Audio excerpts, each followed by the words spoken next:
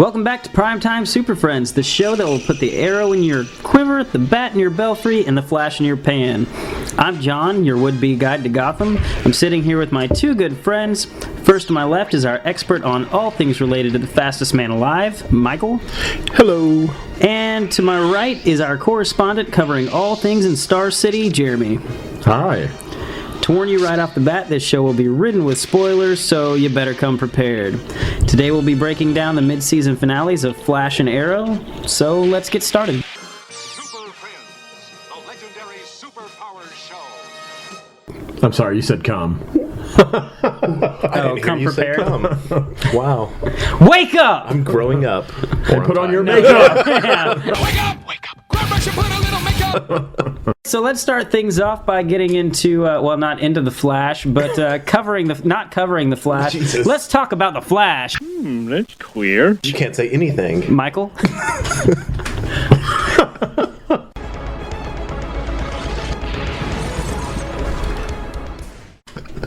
We talk about him fucking way too much. Everything you just said, I'm like, it'd be super quick. Okay, so the show this week starts with Barry chasing the man in yellow. Not a lot shown here before they cut to one day earlier and the chain of events leading up to the showdown. Barry's at the West House talking to Joe as he decorates their Christmas tree at a pace that's a little too slow for the Flash. Had a quick glimpse of his powers, decorates the tree super quick, undecorates the tree super quick. Undecorate, is that? Fucking show off. Yeah. Okay, this may have just stood out to me, but if you notice, every time he uses his powers, it's in like a lightning blur kind of thing with red streak, whatever, blah, blah, blah. Mm-hmm. To me, I'm like, if he's decorating a tree, it's not like he's running around it in a circle. Wouldn't he just look like he was standing in one spot as it got decorated really quick? Stop analyzing shit. Jesus. Yes. Okay. You're right, but yeah. Well, normally, like, I love the special effects on this show. I mean, love them. They're really good. But that, I was just like, that's not right. Well, I think part of it was because they were just trying to make it prominent, the two different colors of the streak, so they really wanted to show the streaks this episode. That makes sense. I mean, I'm not trying to get too analytical. I was just Yeah. But you are. yeah. You're not trying, but you succeeded. All right, so I don't really consider that an insult. It wasn't meant to be. stop being smart. Yeah. Stop noticing There's shit. that fucking logic again. God damn it. Iris walks in with a couple cups of alcohol-filled holiday goodness for Barry and Joe, because nothing says Merry Christmas like getting fucked up while decorating a tree.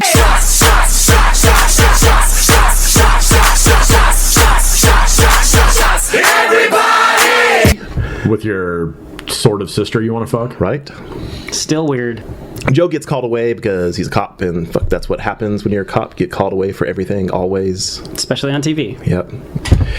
We have another interaction between Barry and Iris where he's pretty much screaming at her, "Bitch, I love you." I don't know much, but I know I love you.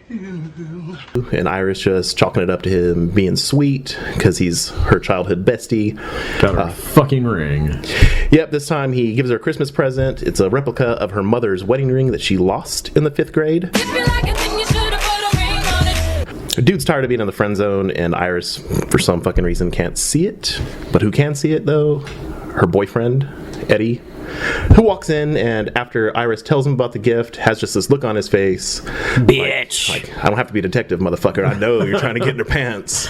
And then Stop sniffing around, motherfucker. right? I mean, that's not a friend move. Eddie does confront her about it later on at, what's the name of the coffee place? Jitters. At Jitters. Glad you knew, because I was like, coffee place.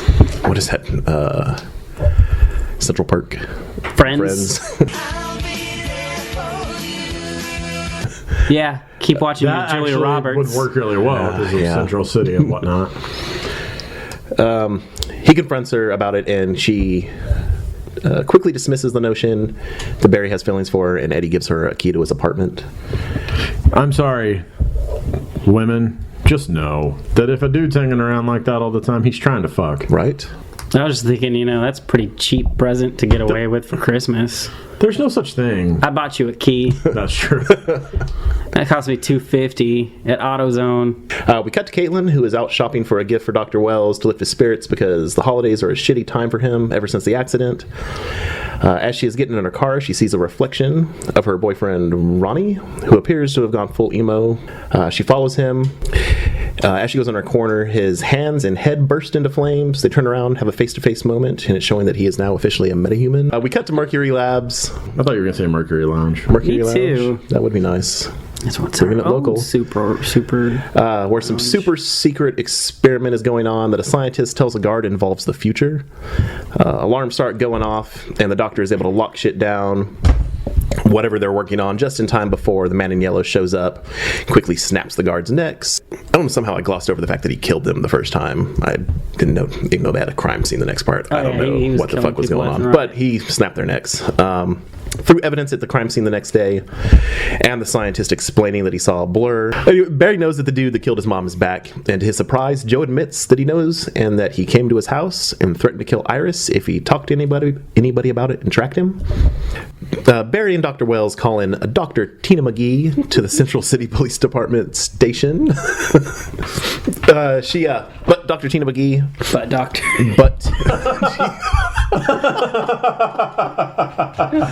Can't imagine how the fuck pub talk is gonna go. Right? I can't wait. Business cards read, but Dr. Tina McGee. And I just see from Seinfeld that ass man. That's a fucking. Ass lady. Oh, man. But apparently, Dr. Tina McGee, she was on the original Flash show as the same exact character. Her initials would be T McGee. I don't get it. Tits McGee. Oh god. But doctor. Jesus Christ. Good evening, San Diego. I'm Veronica Corningstone. Tits McGee is on vacation. I'm really sleepy. I'm sorry. It works. Be sleepier. They bring her there in an effort to get her to loan them the tachyon prototype as a lure for the man in yellow. She clearly has a tumultuous past with Dr. Wells because they're just shooting daggers of fucking hate at each other and just bad times apparently, but she shuts that shit down quick. She's not letting Dr. Wells have her tachyon shit.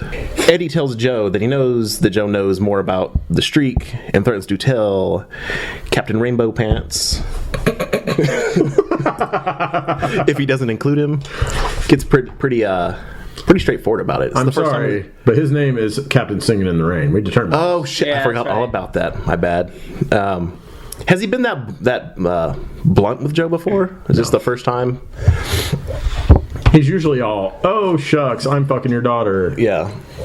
A couple times now you've said Joe knows, and every time I keep Bono. flashing. Bonos, yeah. Yeah. Yeah.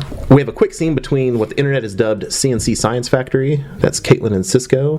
Things to make you. And Nice. she asks for Cisco's help in finding Ronnie. He tries to tell her that Ronnie's dead. Dude got vaporized when the particle accelerator went nuts. But she's pretty adamant about it and about Ronnie being alive, so they go on a mission to find him. We have a flashback to the night of Barry's mom's murder. A pretty touching moment between Barry and his mom and his dad leading up to her death. This time when shit goes down, right before her murder, you could see a pretty prominent difference between the yellow and the red streaks going all crazy throughout the living room. Did that stand out to you guys? And I actually had seen that in the first episode. It was that prominent? It seemed like more to me. Well, they might have amped it up a little bit, but since the that two was different first- colors? Yeah, since that was the first scene in the series, I was like, it struck me as a lot of red. As being two different? And I have a theory on that, but We will get to talk about that at the end. Yeah. We see that the flashback was just Barry remembering that night. He's staring back at his mom's death board as Iris walks in to tell Barry that she's moving in with Eddie and that Eddie is concerned Barry likes her. Barry brushes it off completely and Iris leaves. It's at this point that he sees the man in yellow outside his window, standing on top of another building, and the chase is on. Barry's chasing him all over town. They wind up in a football stadium where they engage in, I don't remember writing this, where they engage in freakishly fast fisticuffs. Alliteration. The Say Triple that F. 5 times fast. And we find out Barry is no match, and as the Reverse Flash tells him, he is always one step ahead. and that it is his destiny to lose to him just as it was his mom's destiny to die that night. That's fucked up. We've been at this a long time, you and I, but I'm always one step ahead.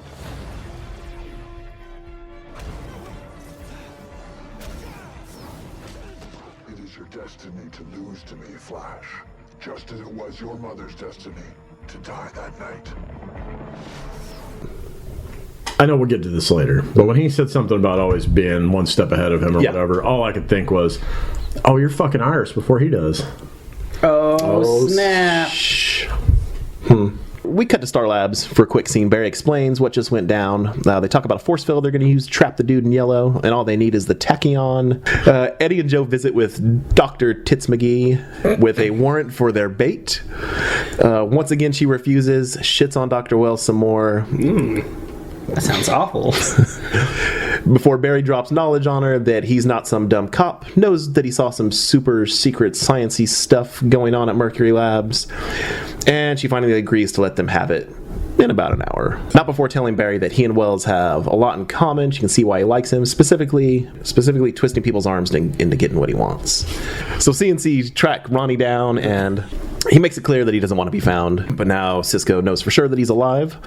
Later on, in a pretty sad moment, Caitlin admits to Cisco that after finally getting to see Ronnie, she Wants to see that thong. well, she wishes that he died that night. Oh.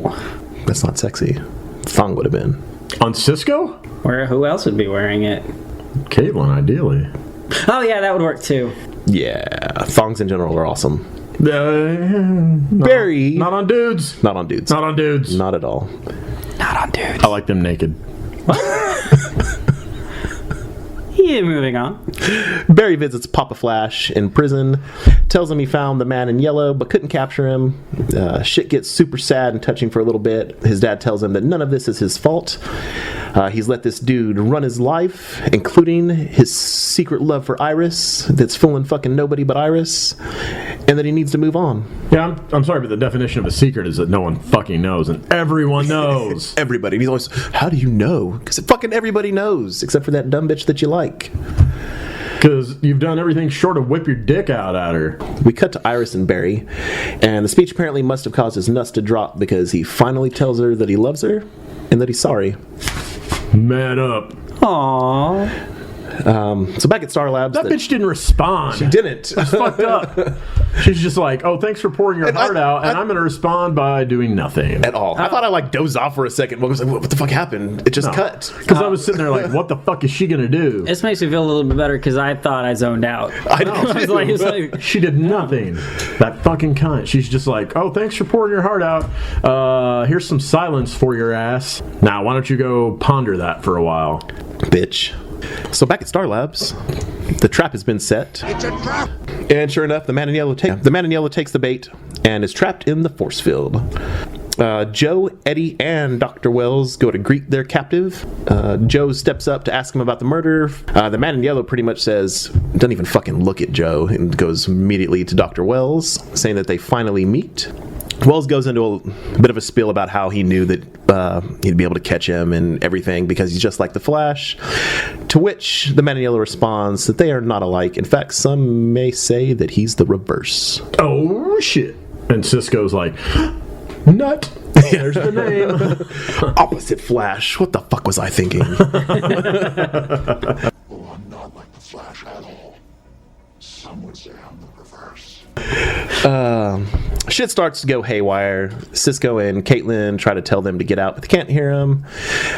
Somehow the man in yellow is able to bring Dr. Wells into the field and fuck him up. yeah, he did. Why you hitting yourself? He's able to steal the tachyon thingy. I actually wrote tachyon thingy. Steal the tachyon thingy. Beats up everybody in the room, which they show in slow-mo goodness. I like the slow-mo that they did as he was fucking everybody up in there. His little well, even later on, too, when he does the uppercut. Well, no, it was in that room when he did the uppercut. I don't know. I like the uppercut. It looked cool. Tells Joe that he told him not to track him and takes off. Barry gets alerted. Shows up and almost instantly starts to get his ass handed to him again. And at the last moment, Flaming Ronnie shows up. Saves Barry. And once again tells Caitlin to fuck off. No, he didn't say fuck off, but he's super sad. Don't follow me. and then he does a kind of like a little dance. Half-assed Human Torch. And then takes off. Ronnie away! We have a scene between Joe and Eddie where Joe finally tells Eddie that about the metahumans.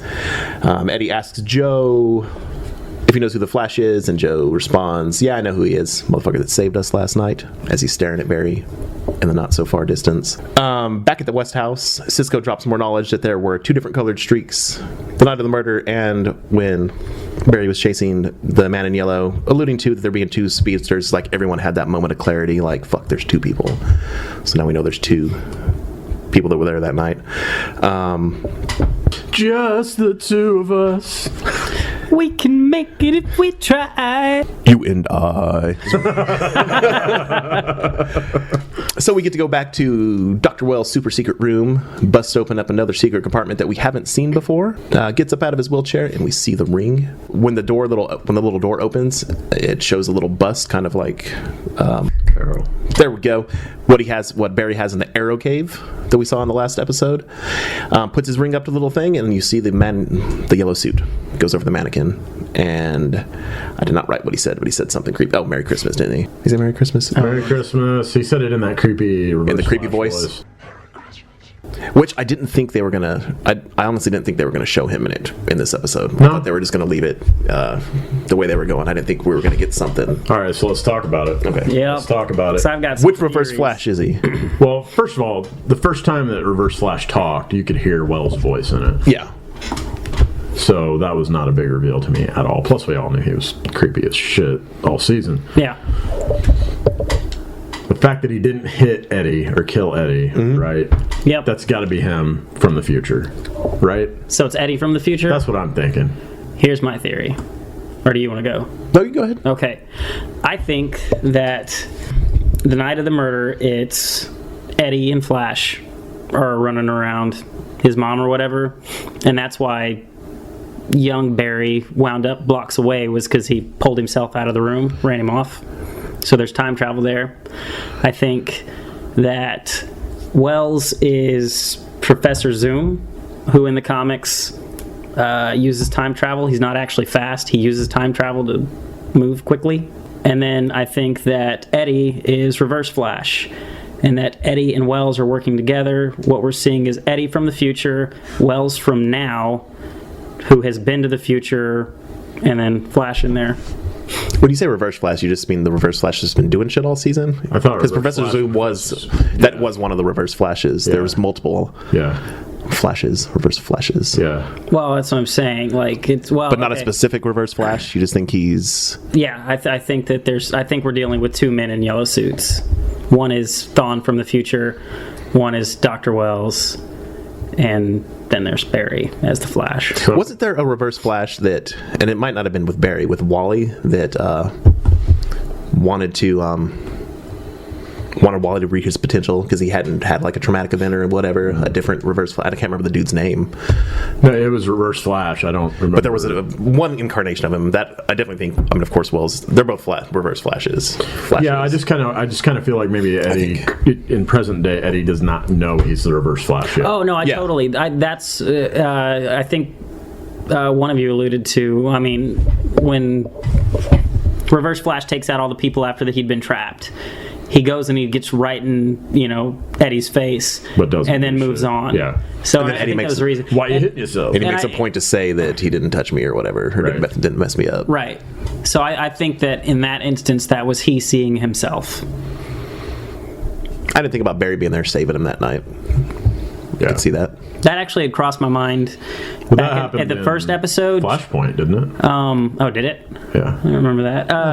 But that crossed my mind the first night just because there was the red, and they never explained how Barry was miles away. They found him, 3 miles away, something like that, something crazy.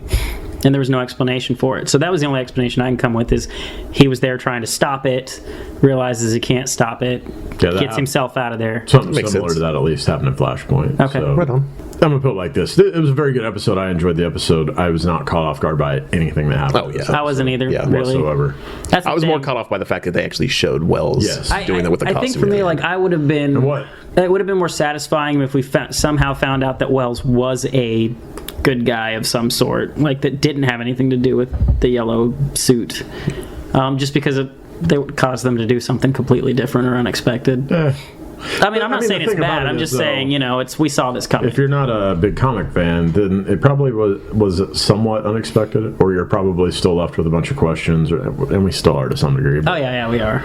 It's just, to me, it was just like, it was really cool to see Reverse Flash, whatever you want to call him, zooming around and fighting and all that, the badass special effects. But as far as actual story elements, nothing surprising. Yeah.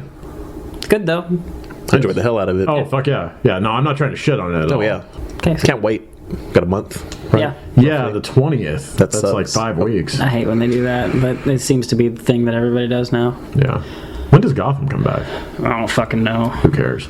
I love when they show next season and Cisco's, they do the little clip and he says the Reverse Flash, and Dr. Wells, I like that name. Yeah. Bet you do, motherfucker. I like the ring, by the way. Oh, I did. As soon as I saw that, it's like, yeah! Because that means it's coming for Barry. Yeah, although, how you gonna walk around with a fucking flash ring on and people not know who you are? Clark Kent wears glasses. Fuck off, Jeremy. You've got the same thing I've got on my chest. Yeah. This isn't the ring you're looking at. I am a super fan of the Flash. Yeah, I'm just a big fan. Just memorabilia. All right, so that's going to do it for Flash this week. Next up, Jeremy's going to fill us in on what happened on Arrow.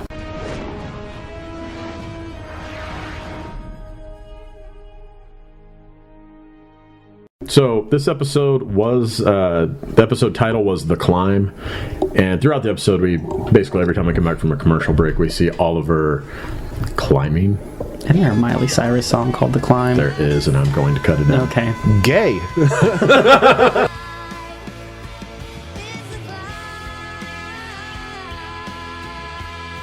We see lots of shit with Oliver climbing a mountain, which will come into play at the end of the episode.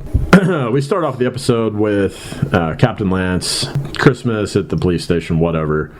He walks outside, and Arrow's waiting with a criminal he's just brought in.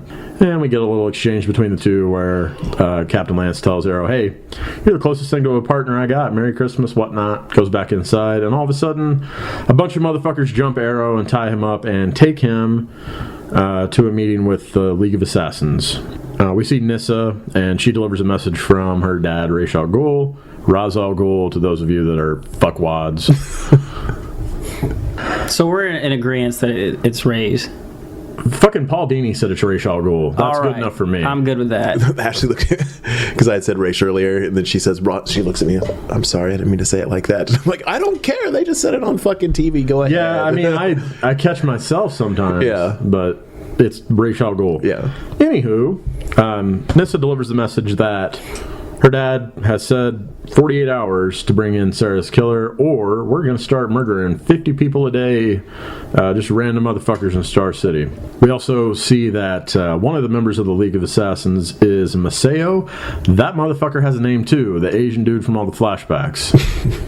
I'm learning names every week, guys. Motherfuckers have been on 9-10 episodes now. Like, oh! Motherfucker's got a name, and he can't use it anymore? I'm calling him that, god damn it. Because I couldn't understand what the fuck they said his new name was. Maceo, and now Ninja Maceo. It's a 2-pack of action figures. With ninja action. But he's in the League, and he's going to be the one who's murdering folks. We get a scene with Laurel. She's in the graveyard visiting Sarah's grave, being kind of I don't know, it was weird. She was creeping me out a little bit. So, her scenes in this episode to me were just like I zoned out. I mean, I know the basis of the story for it all, but it wasn't compelling to me at all. I don't know. well, it's because we all know exactly where it's going, and they're taking for goddamn ever to get there. Maybe that's why. Her weirdness is making her less attractive to me. Makes me not want In to fact, look at she's her. lost a bunch of weight. Yeah, too. Maybe that's it. So anyway, she's visiting the grave. As it happens, Thea is visiting her mom's grave at the same time and wonders, what the fuck are you doing visiting a grave of a bitch that's still alive?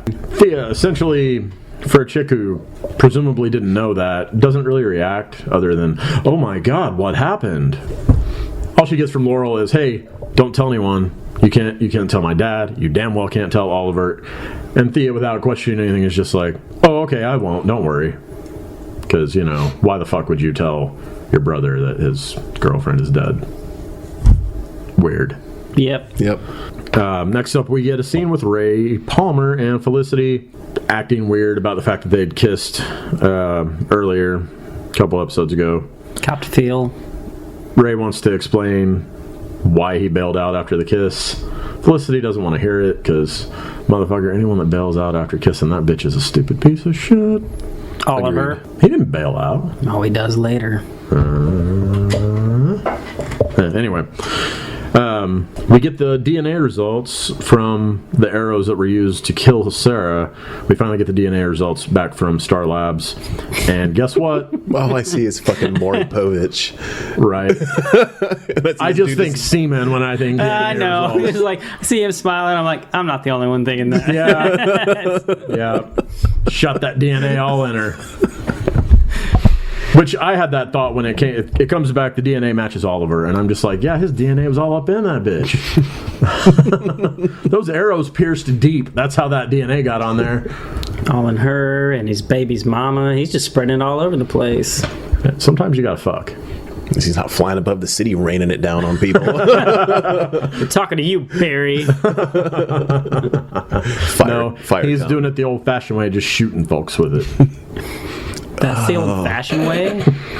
I see him like lining the tips of his arrows with it. That's what I was going to say, splooge-tipped arrows. That's like the ultimate insult. He's just got By like the way, while you lay there dying, I suck those in my gum. Yeah, he's just got like a vat of it, and he just dips the arrows in it before he puts them in his quiver to go out for the night. Why do you have a vat of cum? He works with Felicity. A vat sounds like a lot, though. I could fill a vat for that bitch. That's all I'm saying.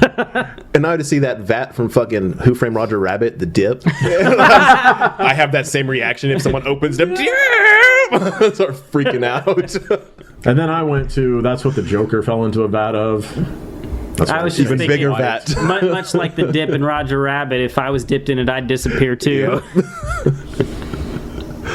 Hey, there's an episode to talk about.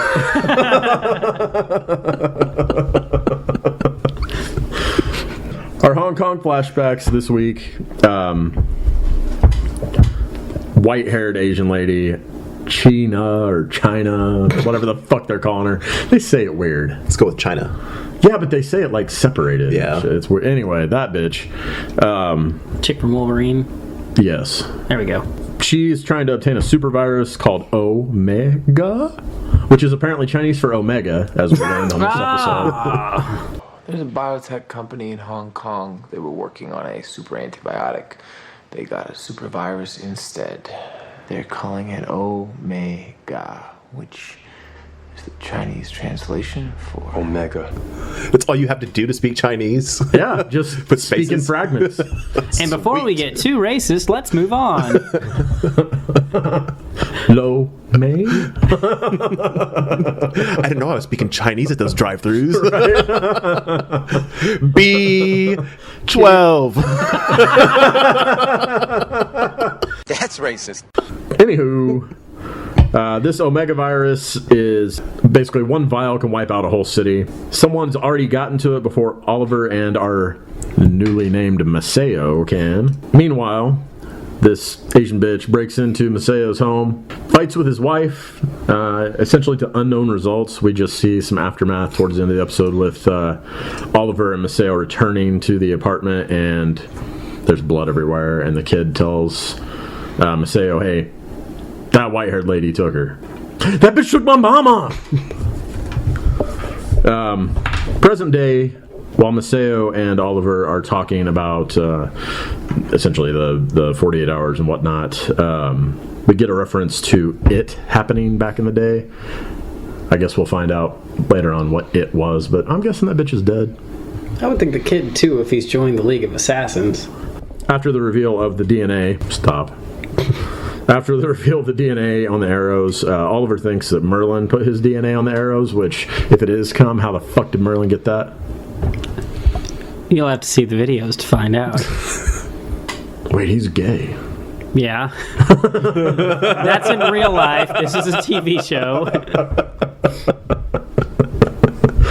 So, Captain Lance has called his ex-wife, Laurel's mom, Is it Dinah? Sure. Yeah. I know, but that's not her fucking voice, and it threw me the whole goddamn episode. I haven't seen any episodes with her in it, and I've talked about it before. She was on Doctor Who. Oh, British as fuck. So the whole episode. Oh my! It was I like. thought you meant like they got another person to do the ADR on it, and she was like, I was like, they did a pretty good job syncing her. Right. Oh, no, but it was just like nails on a fucking chalkboard for me, just every time she spoke. Oh. Well, anywho, Dinah Lance is in town for Christmas as a Christmas surprise. She wants to spend it with her family. And, of course, immediately asks, where's Sarah? She's not answering my calls.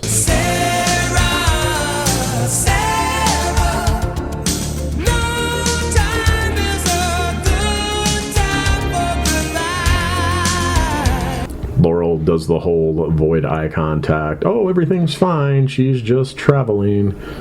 Later on, the two of them go to dinner. Mom and Laurel go to dinner, and she correctly guesses Sarah's dead. I can tell, bitch. A mother's intuition and whatnot. That makes me psychic, apparently. Your intuition. I was thinking maybe it was like her vagina just tingles. It's like a bat phone kind of, or a bat signal. Why would her vagina tingle? Because they shot out of it. What kind of fucked up family life do you have? I don't. I'm an orphan. That's good. So anyway, after the dinner scene,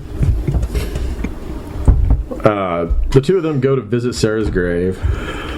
And, of course, Mom's all upset, tells some fucking story about when they were kids. And, oh, my God, she's never going to grow up to be a doctor or whatever. Then I woke back up.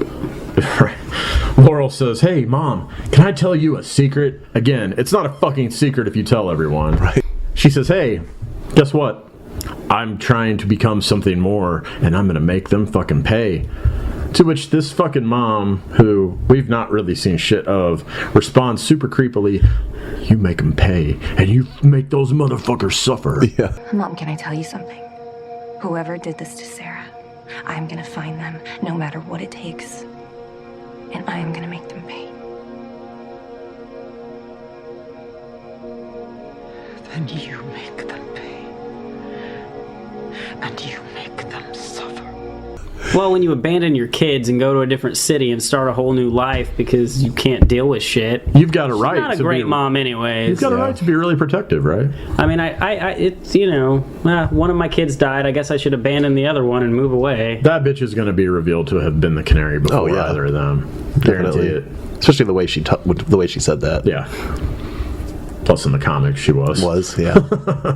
Yeah. Felicity finds out that Merlin flew from Corto Maltese to Star City the night before Sarah's murder, which causes Arrow and Arsenal to pay a visit to the pilot who flew that plane.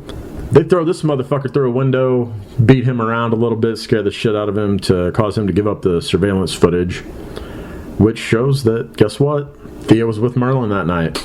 Immediately, Felicity and Diggle think that means Thea killed Sarah. Felicity points out that it's consistent with the DNA evidence. Oliver and Thea's DNA would be pretty close. Also, the trajectory of the arrows, the fact that it was a short person, essentially, that shot the arrows. Of course, Oliver doesn't want to believe that. Bitch is a murderer. Yep. She's had it written all over her face for 3 seasons. She's a sexy murderer. Oh, fuck yeah. I'll allow it. I'll murder her vagina. Don't do that. Figuratively. Oh. That got really weird for a second. Then Barry comes in and investigates the crime scene. Yeah, moving on. But it's so fast that he slips a fuck into. What? While I'm here. Right. That's right. The Flash had my sloppy seconds.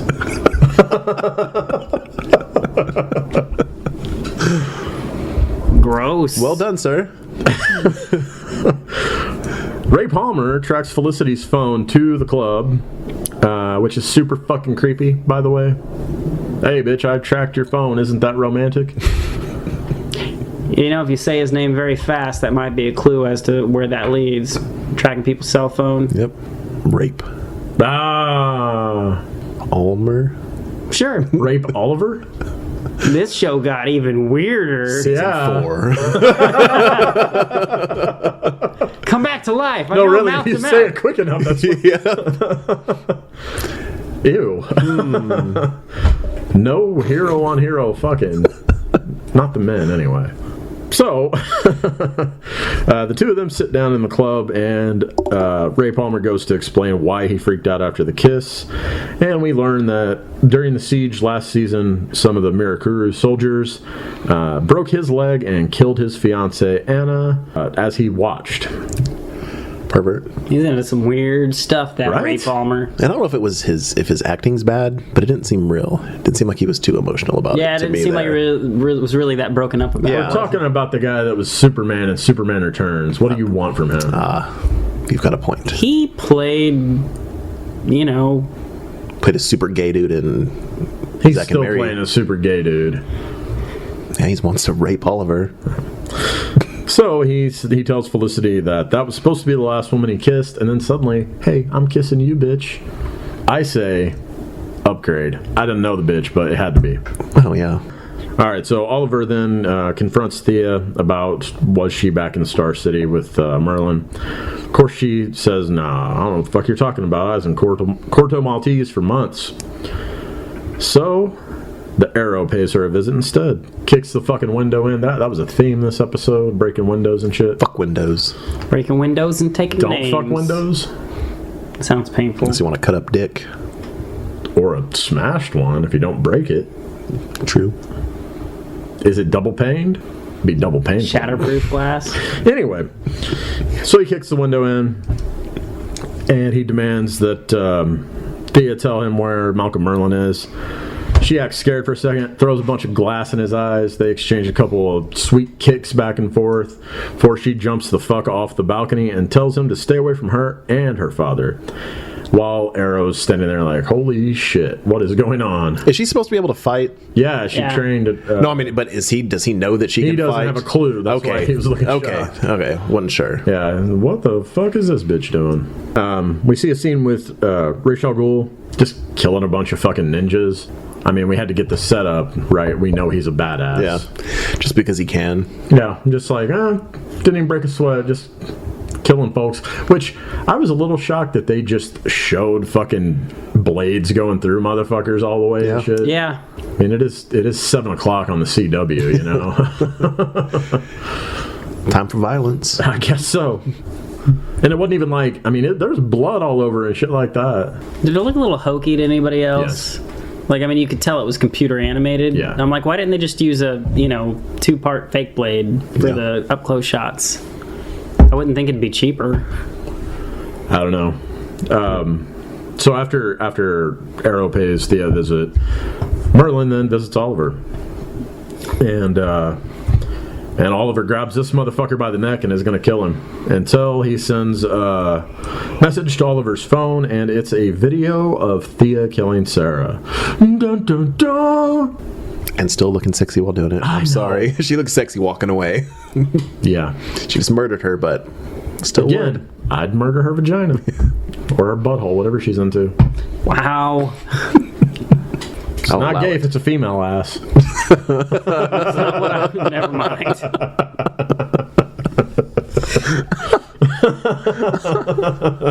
So Merlin reveals that essentially he had Thea under a spell, a plant called Vitura that I guess is plentiful in Corto Maltese, and essentially he says, hey, this makes the subject susceptible to suggestion. She doesn't have any memory of doing it, and he tells Oliver that the reason that he did it was to give Oliver incentive to tell the League that he killed Sarah, because this will result in a challenge to Ra's al Ghul for a trial by combat. Merlin wants Oliver to kill him because that will erase all blood debt under Ra's al Ghul's reign, which will include the blood debt of Thea and, of course, of Merlin himself. Oliver doesn't like it, but essentially feels like he's trapped. So he goes to pay a visit to the League, and he tells Roz, hey, I killed that bitch. Of course, Nyssa immediately calls him a liar. Ra's al Ghul says, I mean, goddamn, do you think I'm a fool? But if that's what you want, buddy. Maceo also tells Oliver he knows that you didn't kill Sarah, so I don't know what the fuck you're doing, but you want it, we'll grant you this trial by combat anyway. And Ra's al Ghul drops the knowledge that, hey, it's been 67 fucking years since someone challenged me, but I accept. It's been 67 years since someone challenged me. You covered love a death that much? Do you accept? Oh, yes. I love that interaction when he asked me to accept. It's like, oh, fuck yeah, I accept. It's been 67 years. Right. I love that part. Well, I mean, I think it was subtle to anyone other than those of us that were waiting on it, probably. 67 years is like, okay, they're going to do the Lazarus Pit even before the end of the episode, which we'll get to in a minute. Yeah, 67 years where you fighting motherfuckers as a baby. That would be amazing. I would watch that fight. He has to have like the rage like goatee though. He doesn't have that now. Just wait till he shows up on Gotham. He will be a baby and fucking killing people with the goatee. That's actually one character they could do on Gotham, not to get off on that show. But have him like plant seeds throughout Bruce's life. Well, I'm just saying they could do an adult Ra's al Ghul on that show. Yeah. That's one character that doesn't matter how fucking old he is. Oliver's told, hey, you've got 12 hours to settle your affairs. Then you've got to meet us at such and such location, which is the mountain that Oliver's climbing throughout the episode. Oliver goes to visit Thea first, and he lets her know, hey, Merlin doesn't love you, but I'm not going to make you choose between us. I love you. I'll do whatever I need to do to protect you, no matter what, blah, blah, blah, blah, blah. A bunch of borderline Jesus talk. I'm sorry, it is. About to go die for your sins. Meanwhile, we've got Ray Palmer showing Felicity the Atom suit and saying he wants her help to save the city. Holy shit, we're actually going to get the Atom suit? And he's talking about making shit smaller. Look cool. Yeah, it's awesome. I'm curious to see how that's going to look if they actually shrink him down. Oh, like maybe it'll get too cheesy if they make him. Yeah, that's what I'm a little worried about. And lastly, before he goes for his showdown with Ra's al Ghul, Oliver goes to talk to Felicity. Says goodbye to Diggle and Roy real quick. Of course, they're concerned he's going to die, but Felicity walks in the room and they say their goodbyes. Felicity asks, hey, I'm going to ask you for something and you're not going to want to do it. Oliver says, hey, it's you asking, so I'll do whatever you ask me for. And she says, kill that motherfucker. Kill Ra's al Ghul. Oliver says he's not sure if he's a killer, but he's sure of two things. He'll do anything to protect his sister. And guess what, bitch? I love you. Then he leaves. Kissed her, and then he left. Kissed her on the fucking forehead. Still did it. Should have had a quickie. I'm saying, right? Hey, I might be about to die. Let me put it in. Yep. She'd have let him. Yeah, what bitch wouldn't? Right? Would you, Michael? I'd let him fuck me. I wasn't asking you. I don't care. I'll volunteer it. Super gay. I'd let Felicity fuck me. That too. I just assumed we were talking about Oliver. I already told you about the dildo arrows and stuff. Let's move on. Fuck it. Like a pop sound effect where it's like pop, pop, pop, pop, pop, pop, pop. I'd sing that goddamn Nickelback Hero song while he was doing it.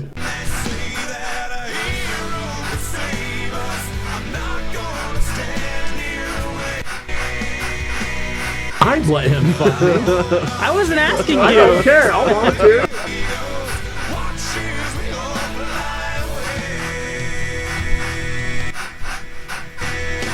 Alright, then we get the duel.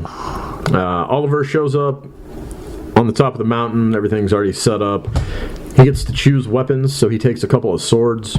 Ra's al Ghul's ready to fight without any weapons and one hand behind his back, looking like a badass. Yep. Oliver's like, hey, I don't want to fight you unarmed. And like a fucking boss, Ra's al Ghul's like, hey, don't worry. I'll take your weapons when you're done with them. Yeah.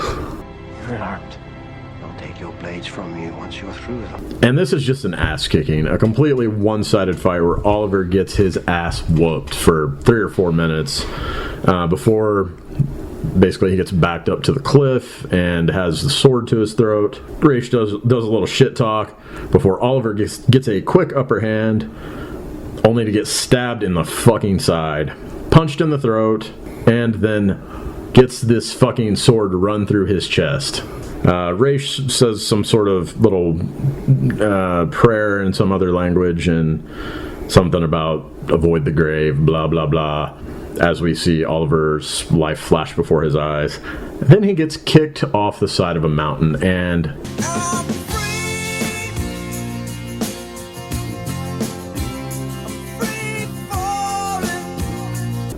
end.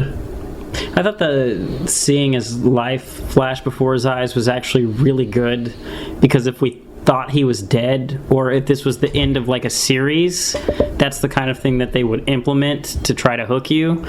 So for them to do it, and we know he's not dead, spoilers, I thought it was really smart. I mean, being an intelligent human being, I know that Oliver Queen, the Arrow, is not dead on the show Arrow, let alone mid-season. But he has a successor. I mean, there's Arsenal, right? He's going to take over, and he could be the Arrow, right? That's the stories they're leaking, is that the guy that plays Arsenal is going to get an increased role now, and blah, blah, blah, blah, blah, blah, blah, blah, blah. I believe that for a couple episodes. I actually don't want more than one episode without. I was like, so you can't run a show with just that guy. And I couldn't watch it if it was just him the whole season. Yeah, but I mean, I do think they'll leave him dead for more than one episode. I hope not. I think for sure one episode will go by. Normally, I'm good with a slow burn. In this case, I don't think it would hold me the same way. Well, anyway, though, I was going to say, I consider myself a pretty smart guy, and I know he's not really dead. But when he gets kicked off the side of the mountain, I'm like, motherfucker, what? Yeah. You're like, oh, he'll just leave him dead there on the cliff. Yeah, and somebody will walk up and throw him in a Lazarus pit. Yeah. No, he gets kicked off a fucking cliff. Yeah. And like they show him fall off the cliff. It wasn't like he gets kicked off the cliff off camera. Maybe he's still hanging on the edge or something. Yeah. No, he fell. He fucking fell. And unceremoniously too. It looked like somebody threw a bag of trash off the side of the mountain. Yeah, pretty nuts way to not be on TV for 5 weeks. You said pretty nuts. I like him. I already told you I'd fuck the guy. Oh, man. This is, I think, the first time for me that I like this episode more than The Flash. And I typically always like the Flash episodes better, and I really... Man, that's crazy, because it was a really good episode of The Flash. Yeah, but I really, really enjoyed this episode of Arrow. We're right on par with that. I normally enjoy The Flash more, and this episode was definitively... It was better. Oh, it was a much better mid-season Mainly because, finale. I honestly... I didn't think that Rage was going to kill him. Kill him in quotation marks, of course. Sure. But, I was a little shocked by that. Yeah, and I mean... That was shocking, and just the way he beat his ass. Oh yeah. There was no... Which, if you're gonna do it, that's the way. If you're gonna show how powerful this guy is, or scary he is, that's the way to do it. It almost looked like Oliver had never picked up a sword in his life. The way he was trying to swing it at him, He was kind of flailing. Like if I tried to go fight him, and it's like, I don't know what I'm doing, and got his ass beat. I'm just gonna say this, and I might get struck by lightning by it, but yeah, they've just made Oliver Queen Jesus Christ. Oh, because he can come back from the dead and all that stuff. Yeah, he's going to raise from the dead after dying for his sister and whoever else's sins. And, yeah. Yeah, but I mean, that's a reoccurring plot throughout every comic book. I get it. It just felt really prominent on this episode. I didn't pick up on it when you were saying earlier that it sounded like he was giving like a Jesus speech. That really didn't occur to me. I'll do anything to keep you safe, and I don't know. Yeah, we're getting a Lazarus pit, right? Has to. Oh, yeah. First couple episodes after the break, it's got to happen. And I saw a theory online that might get rid of all the scars on his body as well. Oh, that's interesting. That would make sense to me. Yeah. Yeah. That way they don't have to keep doing the makeup every time they show him shirtless. Right. They'd probably show him shirtless more, which is not necessarily a good thing, but... You just said you'd fuck him. Yeah. That doesn't mean I want him to take off the Arrow costume. Just stick it through the hole.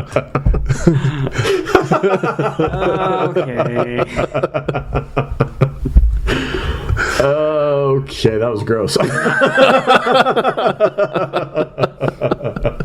But so I mean, the way Ra's al Ghul beat this motherfucker's ass, he's gonna have to assemble a team, right, to take him down. So it's gonna be Adam and Flash and maybe Firestorm and whoever else are gonna have to go after Ra's al Ghul. And I'm sorry, like, because I'm a Batman guy, I'm just like, this just shows how badass Batman is. He's like, Green Arrows ain't shit. And it also made me think, man, I wish they could have done a proper Batman show. I just see young Bruce come swinging in to join the crew.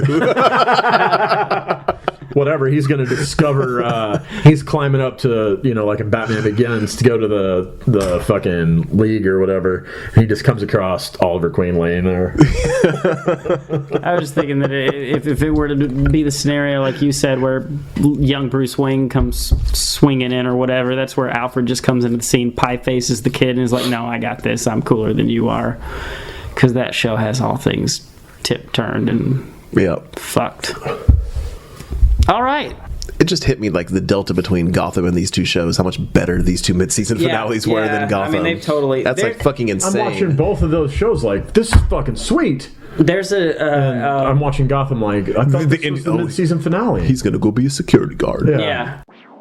All right, that's going to do it for this edition of Primetime Super Friends. You can find us on the web at pubtalkpodcast.com. You can find us on iTunes, Stitcher, and YouTube. Find us on Twitter at Primetime Super. If up close and personal is more your style, you can find us each individually. I'm at Raging Leprechaun. Jeremy. At Legendary Jeremy. And Michael. At African81. And you can always check out our main show, the better show, the funnier show, the more disturbing show. This is pretty goddamn disturbing. Right. And that would be the surname Pub Talk Podcast. As a quick reminder, it's going to be a few weeks before we get to titillate your eardrums again. As the shows are on hiatus over the winter break, we will also be taking a break from this show. Be sure to check out Pub Talk Podcast if you miss us that much. And you should miss us. We'll see you in January. Until next time, stay super, bitches. Stay super, my asshole. Flaming cum. No, but really, do you think he could, like, spin his dick fast enough to take off like a helicopter? And just a red circle going in front of his, where his like cock your dream should be. come true. Yeah. We've talked about that. Yeah. And he's just, like, flying over the city, like, coming. Why does he have to be coming? Just shooting jizz out everywhere. It's snowing! That's not snow! Get away! This is the wrong show. But if the Flash shoots out cum flying above a city, you think that would come out super quick? That'd probably kill you, right? Yeah, The it's like bust in throwing the a eye. penny Nah, off it the loses its Empire momentum State by the time Building. it hits the ground. I just see it like catching fire and shit. Raining fiery cum? Yes. I was thinking like the laser guns in Star Wars. That's the end of the world. That is absolutely something that happens in hell. What? You got hit in the face with cum, and now you're on fire.